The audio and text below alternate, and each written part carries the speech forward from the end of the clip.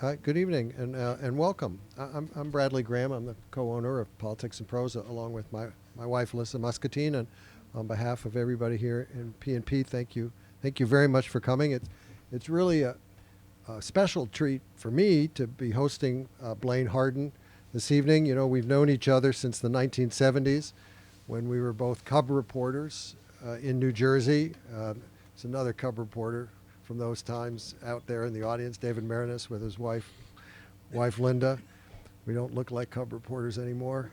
And as I've said before about Blaine, he's a genuine craftsman, not just a fine writer and an intelligent fact finder, but someone who takes real pride in the process of discovery and the art of putting it all down on paper.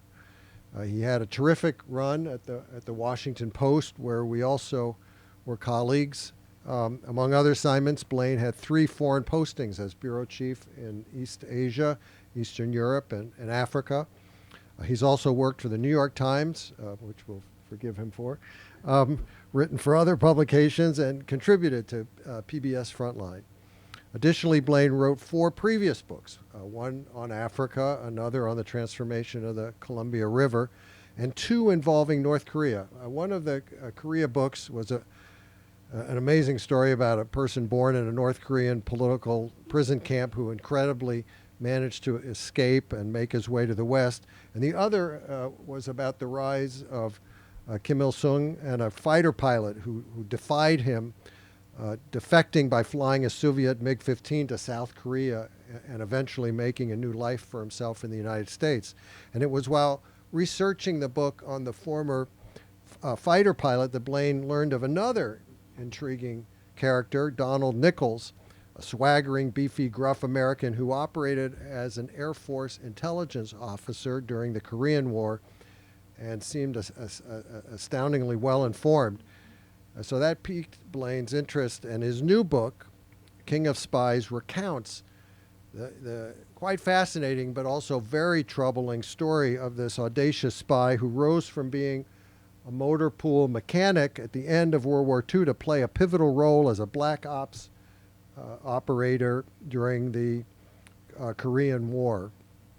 Nichols proved both highly capable but also ruthlessly unprincipled, operating with incredible autonomy in witnessing, sanctioning, or participating in atrocities and war crimes.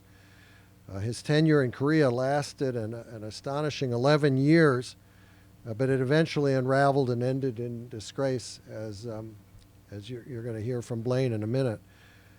Nichols fared poorly as a civilian, became an outlaw, and was found to have been a sexual predator, and he died 25 years ago in a VA hospital. In reporting this book, Blaine turned up lots of new information about Nichols and has pieced together a truly compelling narrative about a little-known but once very significant U.S. intelligence operative. It's a tale that's not only a good read, but a timely one, given the talk these days of possibly another war with North Korea. And it's a cautionary tale about what can happen when a powerful military officer is allowed to operate uncontrolled in a faraway land and loses touch with, as Blaine says, propriety, morality, and legality. So, ladies and gentlemen, please join me in welcoming Blaine Harden.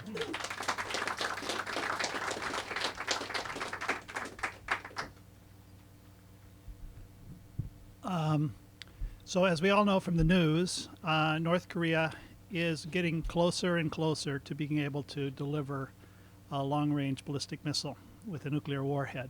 And the launch yesterday showed that they had the range to reach Washington. And this conversation about Nichols that you'll hear, what I hope it'll help you to understand a little bit about the North Korean mindset that comes out of the Korean War. And I think that's one of the missing links in reporting about the ongoing crisis on the Korean Peninsula. And I'll get through this story, as Brad said, through the life and times of Donald Nichols. Now, has anybody in this room ever heard of Donald Nichols? Yeah, exactly. I I'd never heard of him, and I'd been working on the pretty closely on the history of North Korea for about 7 years when I first heard his name, 6 years. And I went to the history books, and he's usually not mentioned, or if he's mentioned, it's in a footnote. So who is he? He was born in Hackensack, the youngest of 4 kids in a really operatically dysfunctional family. His mother, when he was 7 and 8 years old, used to bathe naked in the kitchen sink.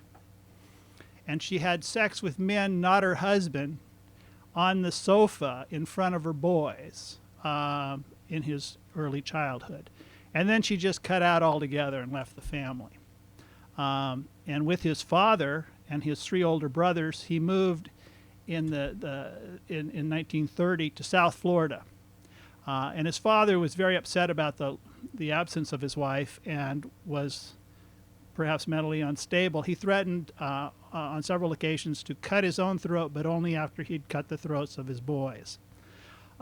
Nichols grew up poor, desperately poor, with holes in his pants and no underwear and rarely bathed, and was angry about his poverty. When he was 17, he joined the Army, mostly so he could eat regular and get a paycheck. And shortly after he joined the Army, he went into World War II. In World War II, he was a private. He was sent to Karachi, where he worked as a carburetor repairman in a motor pool. And while he was there, he was sent to get paperwork on the docks. And he figured out a way to finagle the paperwork, kind of like Radar O'Reilly from MASH or something, so that his unit got all the best stuff, the best whiskey, the best food, and he got promoted to Master Sergeant at the age of 19. Anyone who served in the military, served in the Army, know if you get promoted to Master Sergeant when you're 19 years old, you have to be an incredible operator. He got this promotion, and the lesson you learn from it is that when you finagle and cut corners, you get promoted. And that is a lesson that was very dear to his life going forward. So Nichols was an unusual looking man for a spy. 6'2", 260 pounds. If he could, he would drink a case of Coca-Cola a day and a box or 2 of Butterfingers. And if he couldn't find Butterfingers, he would go with Hershey's. He was described by one of the South Korean officers who served with him as the tallest and fattest man they knew. And he could run fast as well. When the Korean War broke out in 1950, he very quickly, in a matter of weeks, established himself as the most important intelligence operative for the Americans in this surprise war that the Americans weren't prepared for. They described him as the one-man war, the best operator in the field, et cetera, et cetera. And they promoted him as fast as they could. He came out of the war completely unknown in the United States. For one reason, he was a spy, and so he tried to keep himself secret. But his name never appeared in the New York Times from the 1950s until now. He just was underneath the radar, in part because that's where the Air Force wanted him. As this is a quote from the chief historian of the Special Forces of the Air Force, is that they knew who they were dealing with in a certain sense, that he was the kind of guy you want to be on your side in a time of war when people are cutting throats, but when the war is over, you lock him up. And as you'll see, as his story unfolds, that's more or less what happened to him. So he arrived on the Korean Peninsula in 1946, and to a divided Korea. And the divided Korea, in case you don't know, was divided by the United States, by a couple of colonels in August 1945. In the White House one evening, they got out a National Geographic map, drew a line across the Korean Peninsula, and basically said, Stalin, you can have the North and we'll take the South. And that was the line that basically still exists and is still the dividing line between North and South Korea. Nichols arrived a year after that line was drawn at a time when a really vicious civil war was going on in South Korea. In the north, the Russian sector, Kim Il-sung, the grandfather of Kim Jong-un, had consolidated, was in the business of successfully consolidating power with much less trouble than in the south. In the south, there was a peasant rebellion. People wanted land. They wanted to take power away from the landowners who had collaborated with Japanese colonial powers for half a century. And the Americans were on the side of the landowners and the capitalists, if you will. And they, this U.S.-backed government supported the South Korean regime as it killed a great many opposition guerrillas. Tens of thousands of people were killed in this war. Some people call it the invisible war that preceded the forgotten war. It was a bloody mess. Americans paid very little attention to it. And then the Korean War broke out in 1950, and then we started paying attention. But one of the things that Nichols did when he arrived in 1946 is he could smell power. He only had a 7th grade education, but he could smell who was going to be important, and he found the most important guy, Sigmund Rhee. Sigmund Rhee would become the president and de facto dictator of North Korea until 1960. And they developed, Nichols and Rhee, a father-son relationship. And it benefited both of them. And it was very odd because Sigmund Rhee was 71. And at the time, the most famous and most important Korean in the world, at least in his own mind, and in the mind of many conservative Americans. He had a PhD from Princeton, a master's from Harvard. He was the best educated Korean in the world. He also spoke very good English, and he was very comfortable dealing with Americans and in manipulating them. Donald Nichols, as I said, had a 7th grade education. He was 23. He barely knew where he was, but they found favor in each other's eyes. And what happened was that Sigmund Rhee was passing intelligence information to Donald Nichols, which he would then pass on to his military commanders, and it made him look smart and well-informed, and it got him promoted. And this allowed Sigmund Rhee to get the information to the Americans that he wanted delivered. It was a symbiotic relationship, and it lasted for 11 years. One of the things that Donald Nichols got from Sigmund Rhee was early, accurate, and incredibly important information about a massive Soviet-backed arms buildup in North Korea.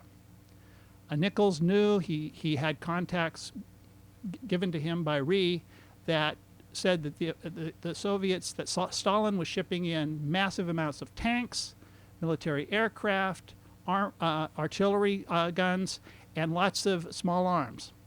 And there were troop movements, all of which Nichols reported in detail in scores of reports prior to the outbreak of the war. And this information was fed to the military command in Tokyo, where General Douglas MacArthur was the Grand Poobah, the supreme commander of U.S. forces in the Far East.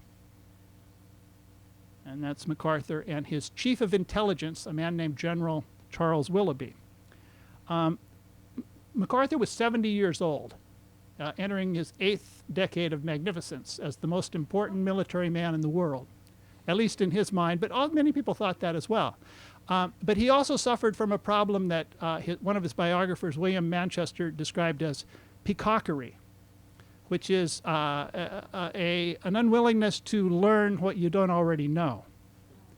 And one of the things he didn't want to know about was Korea.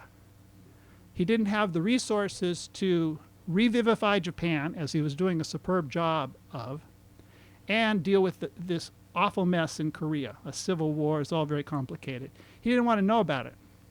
And the man pictured next to him is Charles A. Willoughby, his chief of intelligence, his G2 as he was called. And Willoughby had worked for MacArthur for more than a decade, and he was an expert in giving MacArthur a warm bath in his own preconceptions. And when Nichols started to send these reports saying war is nigh, we should be prepared, Willoughby didn't want to hear about it. But one of those reports got past Willoughby and got to the Joint Chiefs of Staff in Washington, and the State Department and the Pentagon convened a little meeting and said, the report said war is inevitable and the Americans aren't prepared and it's going to be a catastrophe. That's what his report said. And so the State Department and the Pentagon wanted to know who the hell is Donald Nichols and does he know what he's talking about? So they asked Willoughby. They sent a message to Willoughby. And Willoughby's response to this message was to fire Donald Nichols, who was upsetting MacArthur with this true but unwanted information. So Willoughby tried to fire Nichols, tried to get him thrown off the Korean Peninsula, but he didn't control Nichols. Nichols at that point worked for the U.S. ambassador. Under the way the military was organized then, he worked for a group that reported directly to the U.S. ambassador, and I found and had declassified a letter to Willoughby from the U.S. ambassador John Muccio. And the letter told Willoughby basically to go take a hike, that Nichols was the best intelligence person in the Far East, and there's no way that we're going to send him away from the Korean Peninsula. And then Willoughby and MacArthur both, within 6 months, were gone. MacArthur was fired by Truman in April of 1951, and Willoughby went with him and spent the rest of his life accounting to why he didn't listen to reports of an imminent invasion. It was one of the great intelligence failures in American history, and Willoughby was largely responsible for it, and if Nichols had been listened to, it wouldn't have happened. There were other intelligence officers besides Nichols who were also reporting on this. But besides getting a massive amount of intelligence from the South Korean government and from Sigmund Rhee, Donald Nichols entered into the Civil War that Rhee was fighting with people who wanted land reform and who didn't like this top-down government that Rhee was leading with the Americans' help. And it was a very messy war. It involved lots of mass killings, beheadings, and Nichols was up to his neck in it. And I have pictures to show you. This is Nichols at a killing in April of 1950. He's the guy squatting with the camera. This is the picture he took that day. He took 18 pictures of similar scenes of people tied to posts and then shot in the chest, and then, if they didn't die, shot in the head. But besides these kinds of killings, Nichols really lived in a world of where Sigmund Rhee's people were killing and beheading their political enemies. If you look at this picture, this is the picture of Donald Nichols. He's the person on the far left of that picture, and at his foot, near his foot, you see a head in a bucket. And that's a head of a guerrilla leader who'd been murdered, and the head had been shipped to the South Korean Army headquarters for display as proof that the war was going well. But even more than that, and particularly disturbing given U.S. policy that came out of this massacre, there was a massacre a week after the war started of 7,000 South Korean civilians, mostly civilians, many of them women and children. A week after the war started, they were released from prisons, lined up along ditches near the city of Daejeon, and shot in the head and massacred. Nichols was there.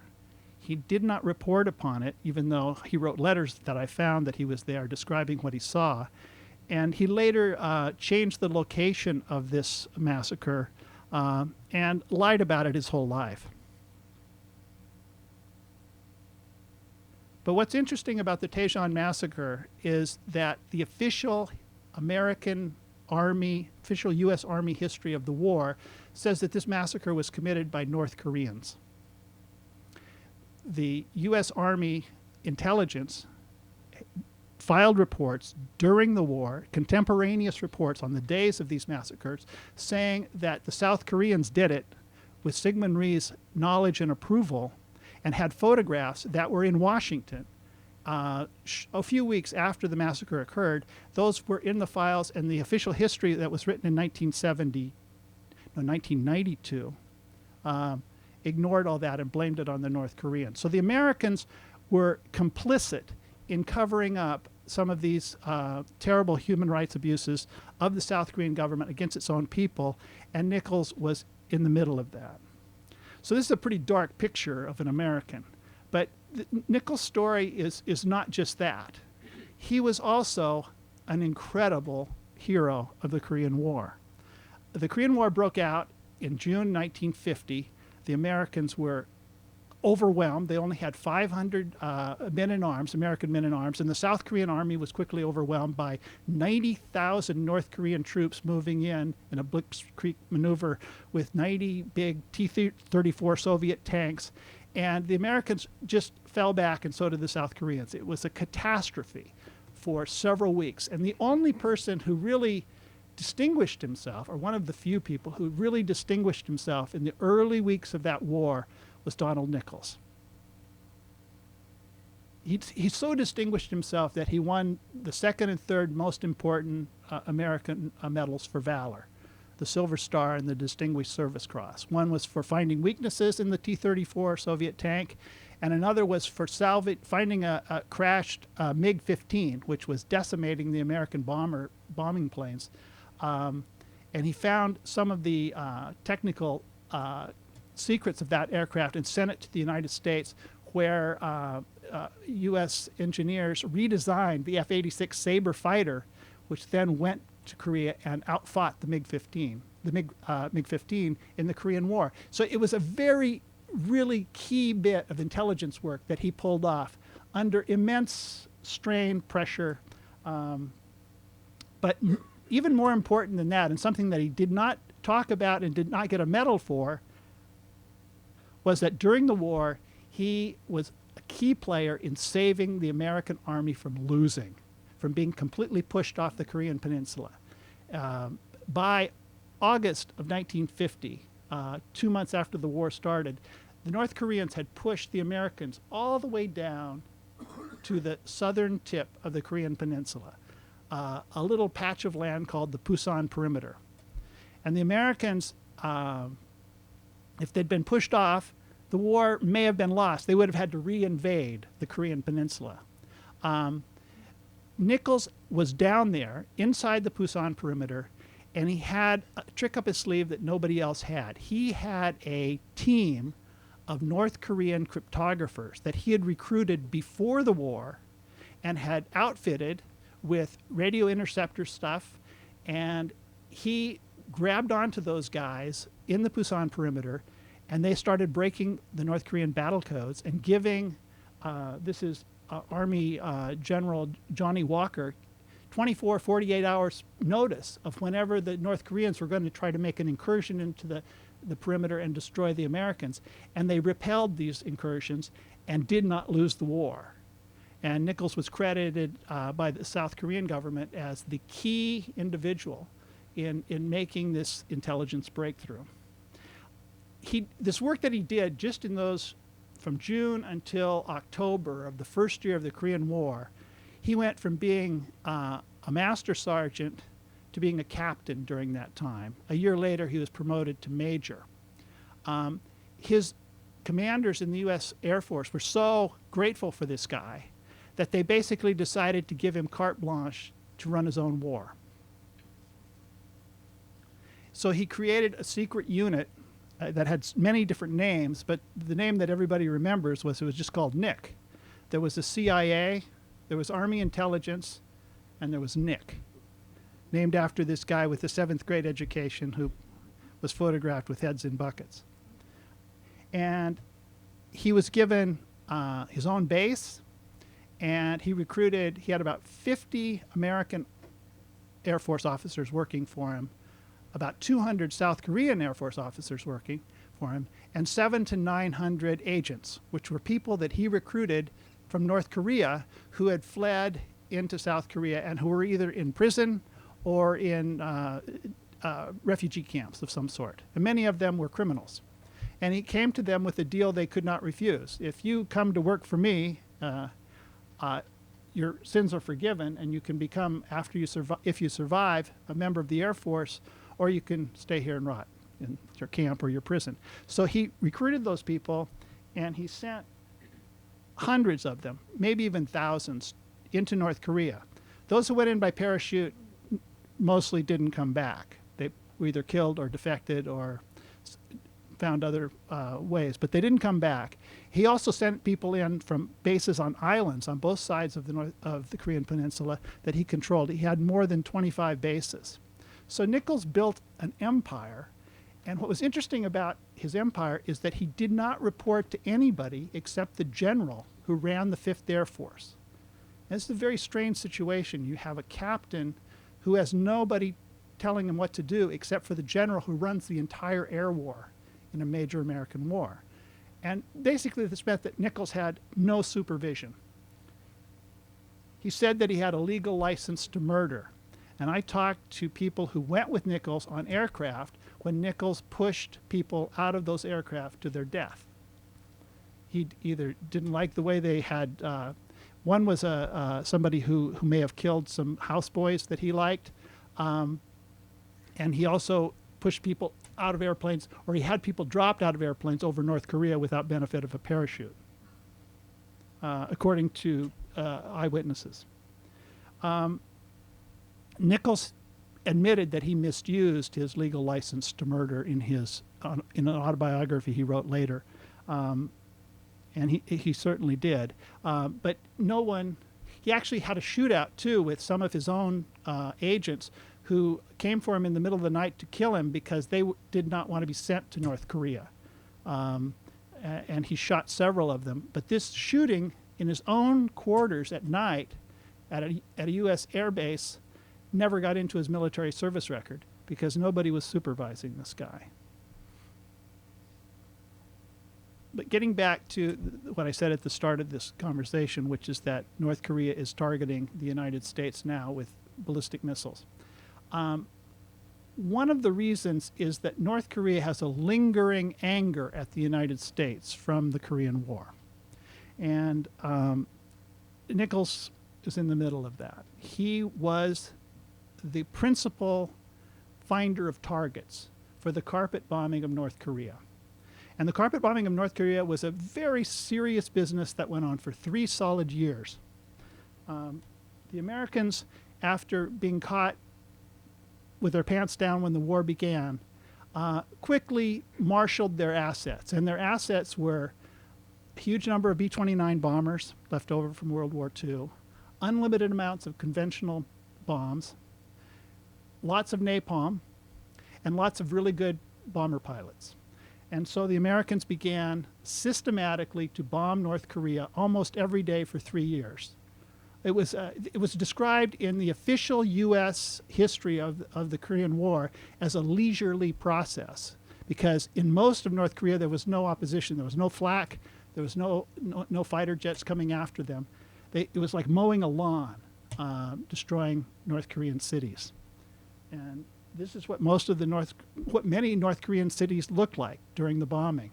In the first year, it was conventional weapons, and after the Chinese got involved in the war, MacArthur got mad and unleashed napalm. So very often they would turn cities into rubble and then drop napalm on the rubble. The extent of the civilian casualties from this carpet bombing was, it's not been carefully calculated like it could be today, but it was a horrific death toll.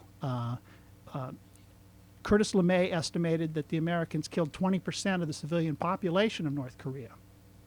Other American officials just described it as massive carpet bombing. And what's interesting to note and to understand as you think about North Korea is that North Korea has only fought one war, the Korean War. We fight wars endlessly, and we forget the wars that we've previously fought. But they fought one war, and it's a totalitarian state that focuses on how that war happened. It lies about how the war happened, but one thing it doesn't lie about, it's a fact-based narrative, is that the American bombing campaign was really brutal. And almost everybody who has an aunt or an uncle or a grandfather was killed by the American bombing. And the narrative that's reinforced constantly in North Korea is that we can protect you from these Americans who want to come again with bombs and fire and death. And we are developing the weaponry that allow us to do it. And the exchange is that, it's going to be, there's not going to be a whole lot of political freedom. There's not going to be much electricity. It may be poor, you may be hungry, but we're protecting you from these American bastards. It's something that there is a certain amount of buy-in if you talk to North Korean defectors when they first arrive. And it goes back to the Korean War. So Nichols was the most unusual spy is that he arrived 4 years before war, served throughout the war, and when the war was over, he didn't go home. He stayed there. He had nowhere else to go, basically. He was a big man in Korea. He also had a setup with the South Korean Air Force intelligence officers who delivered young airmen to him in the evening with whom he had sexual encounters. And I talked to two South Korean Air Force officers who actually brought him boys, 17, 16, 17, 18-year-old South Korean airmen for these sexual encounters. So he had a reason to want to stay in Korea. In 1956, in his second to last officer's assessment from his military service record, which I obtained, the Freedom of Information Act, he was still riding high. He was recommended that year to become a full colonel, and he was described, as the quote says, as invaluable. But then in 1957, his world completely fell apart. And remember his closeness to Sigmund Rhee. Sigmund Rhee was killing his political enemies before, during, and after the Korean War, and Nichols remained close to him. Sigmund Rhee's calendar shows that Nichols very often was in his office discussing things. But the American attitude towards Sigmund Rhee, as time went on in the 1950s, had really soured. They wanted him out. They wanted him to stop killing his political enemies. It was not good PR for the United States. In any case, in 1957, Nichols was sacked by Colonel Dunn, this guy pictured there. And he was taken out of his base in the middle of the night in the summer of 1957 in a straitjacket, according to someone who served with him at the time. He was taken to a psych ward of a U.S. Air Force, of an Army hospital in Japan for a few weeks, where he went completely ballistic because he wondered why they were doing this to him. He ran outside in his pajamas, he threw chairs at nurses, and finally they could only calm him down by pumping him full of Thorazine, which they did. And then they put him on another airplane and took him home, sort of home. They took him to Eglin Air Force Base in the Florida Panhandle, to the psych ward at the military hospital there. And they wired him up to electroshock. Now this is not Donald Nichols in this picture. This is Jack Nicholson from One Flew Over the Cuckoo's Nest. But the Air Force didn't have a picture of his electroshock. But this is more or less what they did to him. They put a rubber plug in his mouth and attached these electrodes to his temples and gave him 50 rounds of this. At the time, he told his relatives, who I've spoken to, he said they were trying to destroy his memory. But what they didn't destroy his mind, and they didn't turn him into a vegetable. But what they did do is destroy his credibility and his professional career. He was told to get out of the Air Force by taking a medical retirement, which he did. And if he hadn't, I found documents that said he would have just been thrown out anyhow. But he took a medical retirement. And so this is a guy who knew nothing of success, except for his period in Korea, where he became a man with his own empire, his own rules, his own harem of Korean boys. And all of a sudden, he was thrown out by the institution that he'd served, and he was a nobody. He described himself as someone, as the living dead. And for the next 25 years, he wandered around America, kind of a zombie ex-spy. He wrote a very strange and very unreliable autobiography. 100 copies were published. It contains incredibly valuable information and a bunch of baloney. But Nichols was, besides all his other achievements, he was a very successful thief when he was in Korea. He came back to the United States with suitcases full of cash, American greenbacks. And he kept big wads of $100 bills in his brother's freezer throughout much of the 60s. And I know this because his nieces and nephews kept asking their father, why were there $100 bills in the freezer? And they were there for years, and he used it to buy real estate in the Fort Lauderdale area and later in north central Florida in the Brooksville area. But he also, because he had no one to procure young boys for him in the South Korean military, he procured his own, and he got caught. But he was a very clever operator, and the first time he got caught, he fled the country, went to Mexico, and on the way, he took a lot of cash with him. In fact, he dropped a bag containing $25,000 in $100 bills on the counter of Colleen's coffee shop outside of Escondido, California. He just forgot it when he was having coffee. And he went back to get it, and the waitress had turned it over to the police, and so all of a sudden he had to explain to the police while he was headed to Mexico with $25,000 in cash in a paper bag. And they found out that he was on the lam from morals charges in Florida. Anyhow, he posted bail and did flee to Mexico, and finally returned and beat the charges, and it was never publicized. I found sealed records of this charge and of all the lawyering that he managed to buy in the Fort Lauderdale courthouse, which had never been opened. But 15 years later, he was finally caught, and he pleaded no contest to charges of abusing small 12-year-old boys in Brooksville.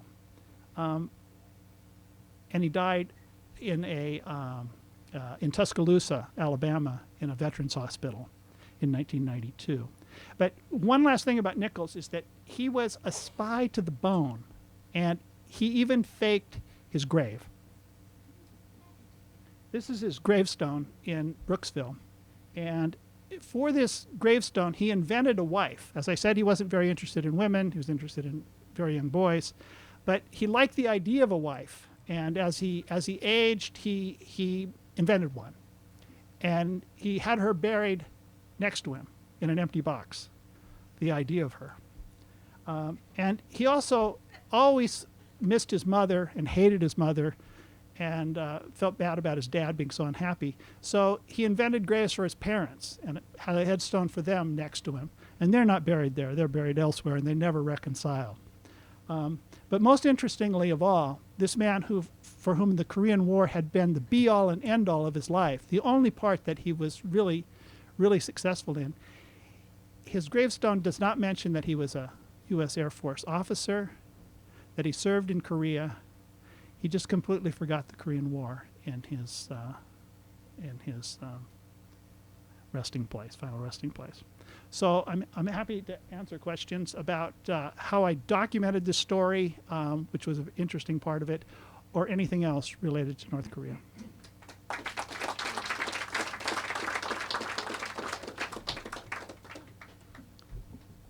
So that was a fascinating story, well told, so thank you. Thank you. Do people in South Korea know this guy, and if they do, what is his reputation? Mostly the South Koreans don't know that he existed.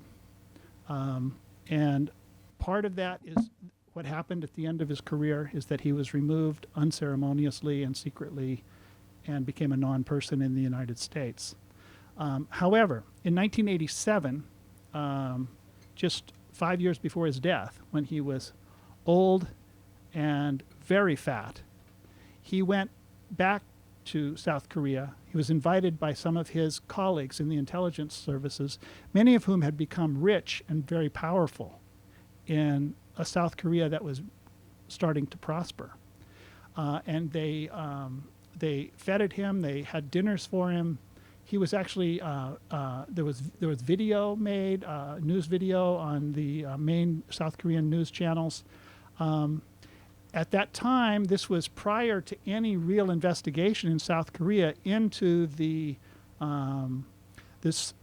ugliness of the Civil War in the early days of Sigmund Rhee, and so he was not linked to that in any way. So it was a pretty happy visit. Ironically, about a week after he returned to to Brooksville, Florida, after that visit, he was arrested for child abuse.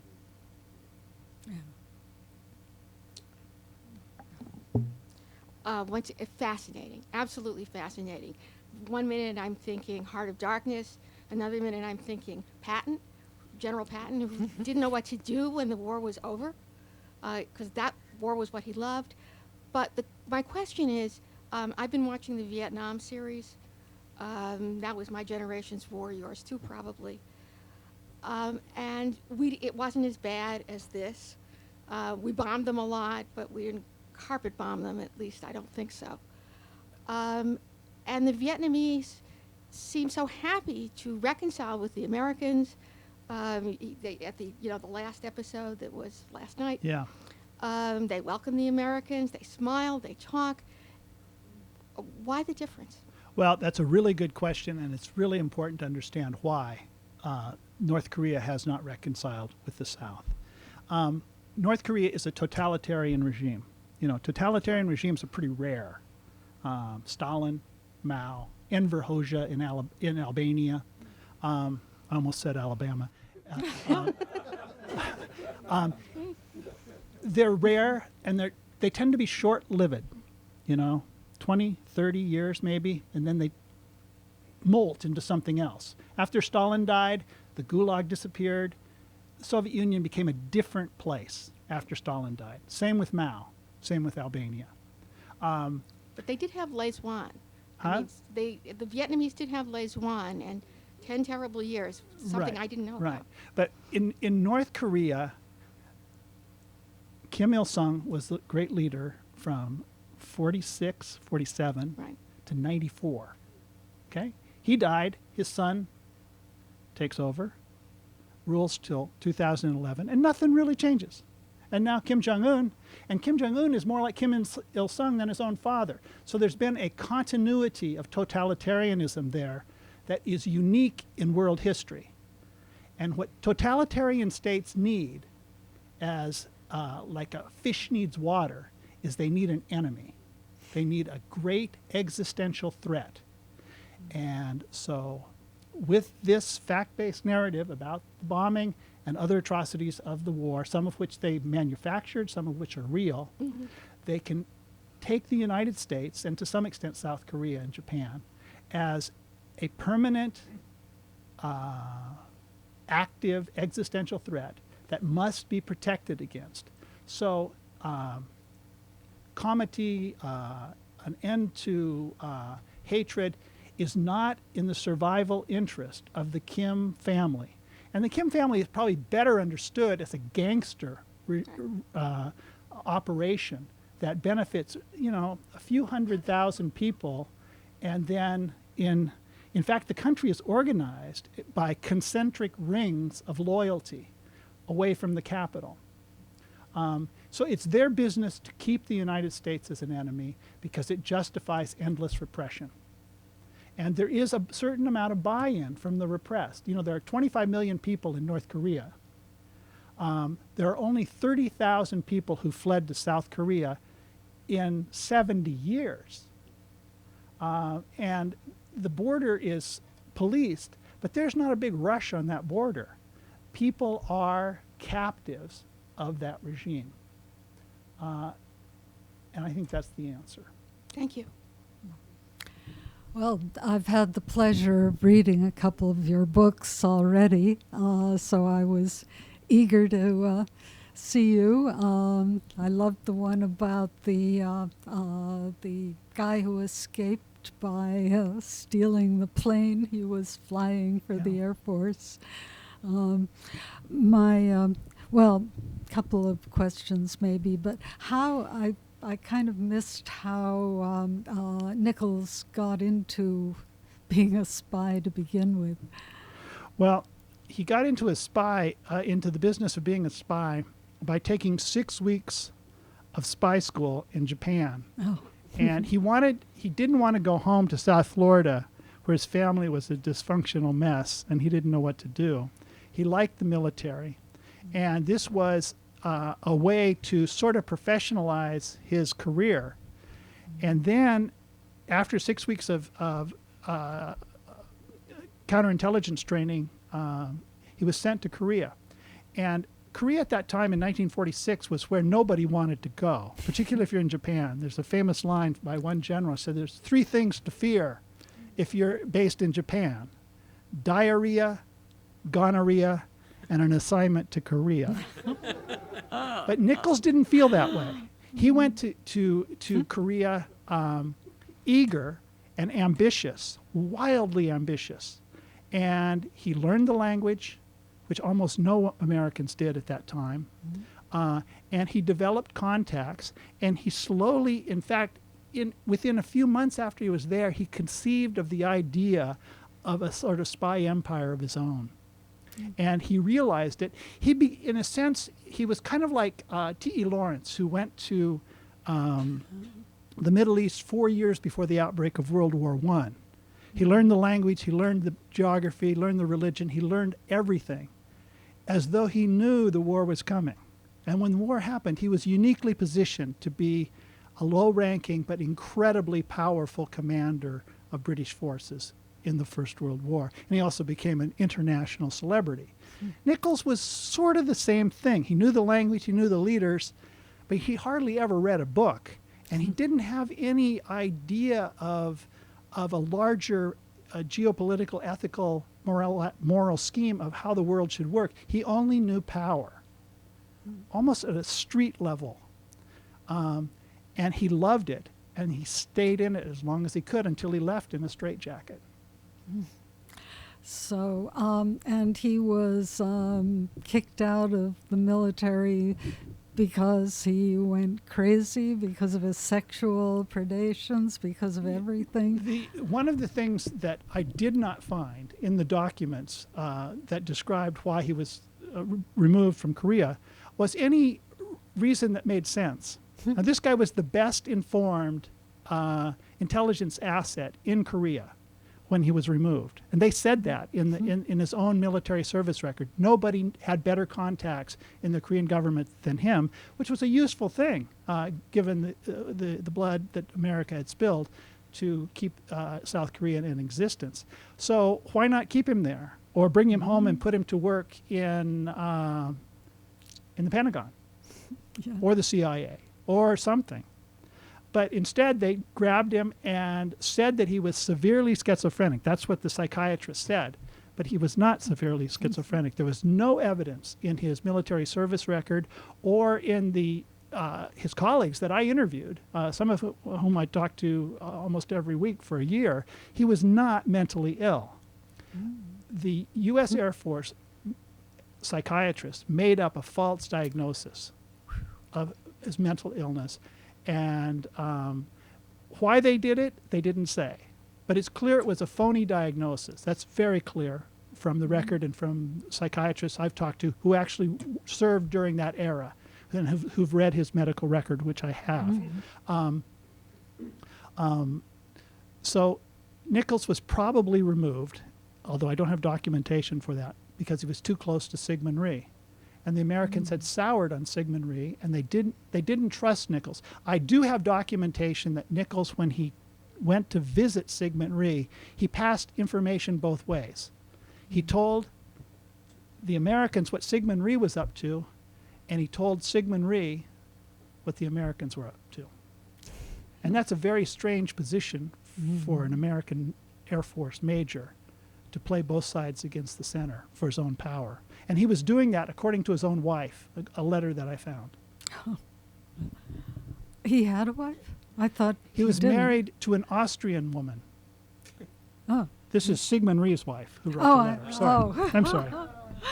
Yeah, she reported that Nichols would come to see her husband and that he would pass information to Sigmund Rhee about what the Air Force generals were thinking vis-a-vis South Korea and Sigmund Rhee's political future. Oh, well. You're in line. I can't help but wonder, since we never signed a peace treaty ending the war with North Korea and have never done anything about exchanging ambassadors or anything like that. The American sort of thing about people have to be worthy before we do this.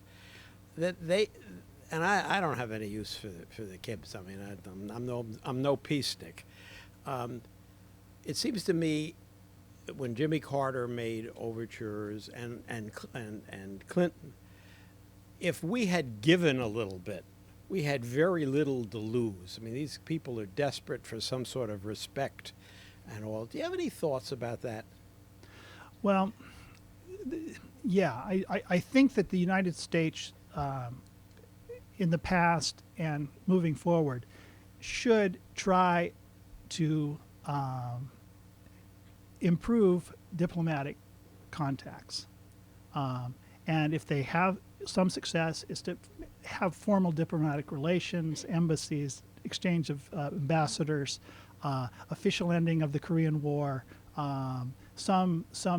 maybe some accounting of the bombing, some high conference about the war, how it was conducted.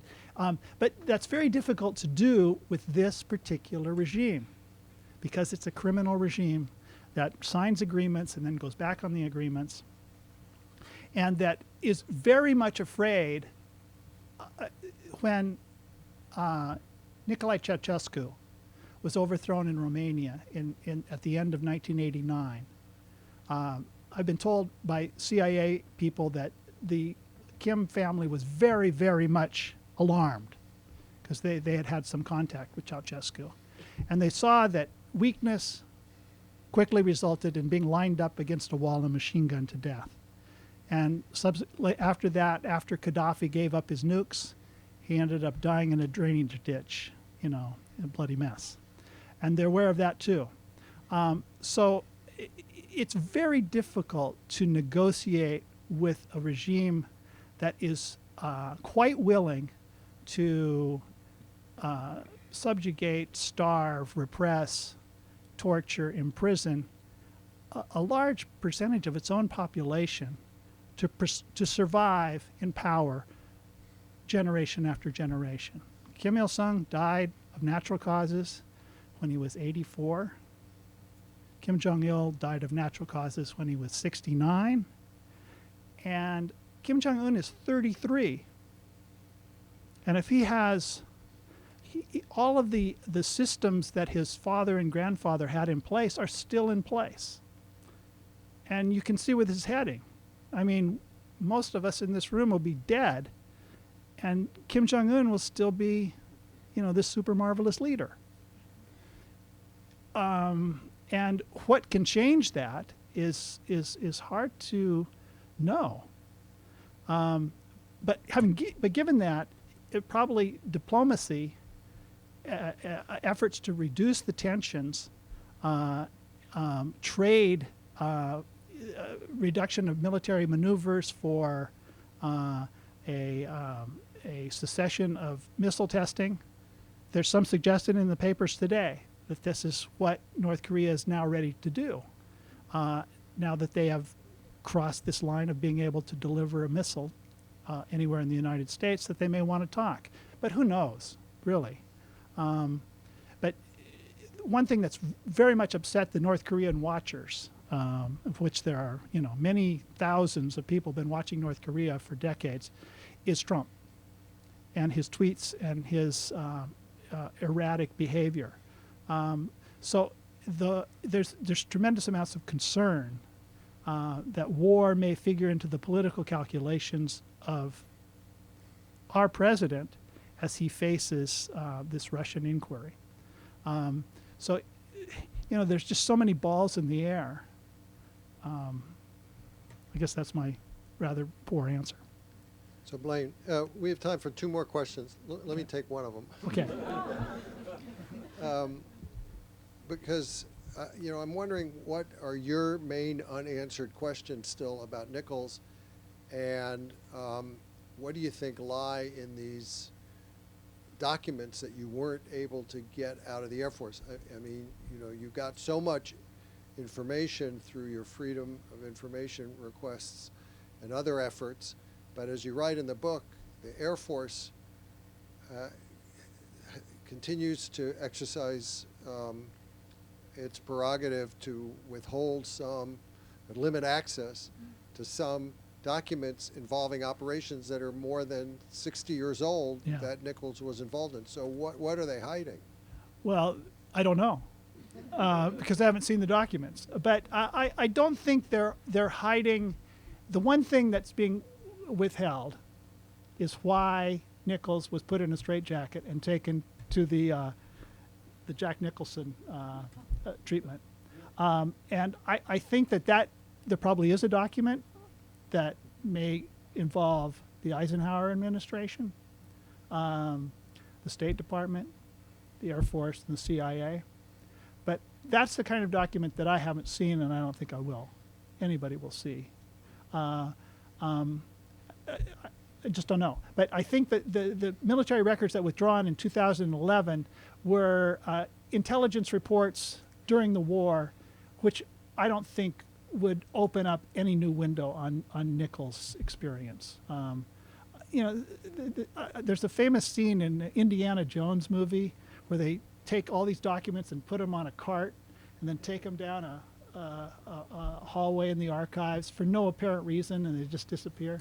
That's sort of what happens with Nichols and his team ended up writing tens of thousands of intelligence reports. I read hundreds of them, and by the time I'd read hundreds of them, I sort of knew what they were about.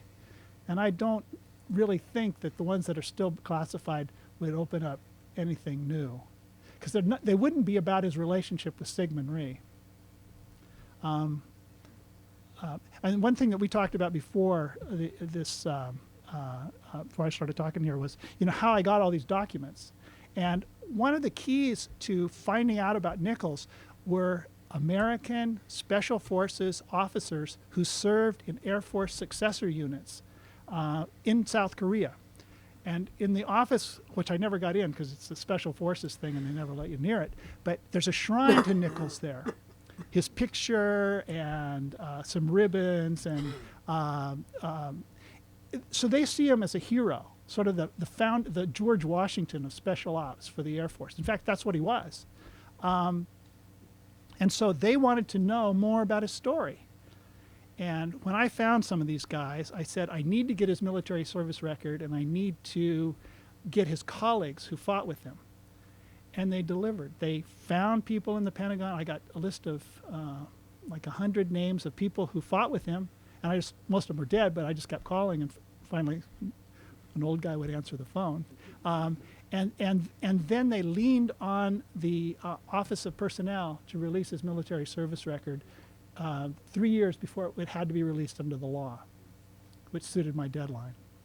And those guys, then I went back to with all the things that I'd found, and they helped me put it in context. So it was the curiosity of these, and these men, these two men that I won't name, but they're really, really well-educated, thoughtful, moral, highly motivated Special Forces guys who think that what Nichols did was appalling, but who didn't know until I told them, I got the record, that he had been destroyed by his own government at this point in 1957, and they were really shocked by that. It was terrifying to them to think that could happen to one of their own. Okay, Yes. last question. I'm just wondering if there hadn't been someone named Nichols, Donald Nichols, would the war have turned out differently in your estimation? And a slight related question, Did he have a relationship with General LeMay? I don't. In your book, I don't think you mentioned that. No, he had no relationship with Did General. LeMay know who he was? Did LeMay know that he was calling in airstrikes and things? He may have, but he had a very close relationship with General Earl E. Partridge, who was the commander of the 5th Air Force and later the commander of the Far East Air Forces, and who is considered by the Air Force an important historical general. And he had a very close relationship with him all the way through the psych ward. He kept writing letters to General Partridge saying, "Get me out of here." But LeMay is the person who's credited with this huge aerial campaign against the North. Wouldn't there have been some? But at a strategic level, not at the the implementation level on the ground. He approved the targets. He approved the targets. Yes. He didn't find the targets. Right. Yeah. Yeah. Okay. And the other question is, would the war have turned out differently had there not been Donald Nichols? Or how different would it have been? Well, I think that the Americans would have had a tougher time in the Pusan perimeter. They were constantly reinforcing during that period. They're sending in, big ships full of Marines and tanks and armor, and artillery. But it was sort of a time game. Would the North Korean army be able to push them out? Because they'd already taken 95% of the territory of the peninsula by the middle of August. It's one thing. I don't want to give Nichols too much credit. I mean, he did not win the war. He was not the policymaker. He's this invisible dark force in the middle of it who was never made public and never was accountable to anyone throughout his career until he was destroyed. That's the story. And to say that he was responsible for winning or losing the war, that's beyond my pay grade. I'm not comfortable saying it. Thank you.